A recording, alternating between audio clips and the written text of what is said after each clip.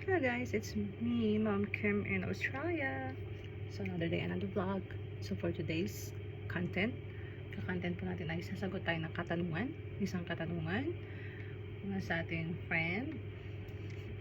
So yan, ilalagay ko siya dito. So hi ma'am, good morning po. Ask ko sana if saan agency kayo nag-apply ng work sa Australia. So before that, flex ko lang yung product natin, Lucas Pau Pau Ointment. Ito yung mga isa sa pasabay ko, yung Lucas Pau Pau Ointment. So maganda siya.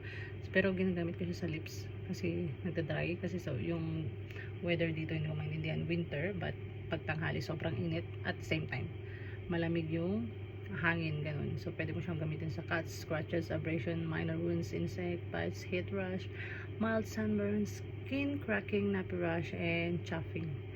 Yan, madami siyang pwedeng panggamitan. So ginaganyan ko lang siya parang as a lip balm. Anyways, proceed na tayo. So, we're going to answer this question. Alam niyo kung talaga naka-follow kayo sa akin, matagal ko na po itong nasagot, guys. Follow nyo rin yung page ko. Yan, Ma'am Kimmy Vlogs in Australia. Isang page ko rin yan. So, ang aming agency po ay Infinity Migration. Ayan siya. Yan yung page nila, pero ilalagay ko lang din sa description yung link para mabilis nyong mahanap.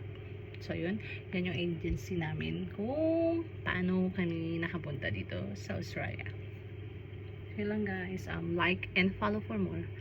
Follow kayo and comment kayo ng another question nyo or mga question nyo para masagot natin, and mag-follow kayo para updated po kayo sa mga i-upload natin tungkol sa ating journey kung paano tayo pumunta dito sa Australia. Yun lang guys, bye! Thank you for watching.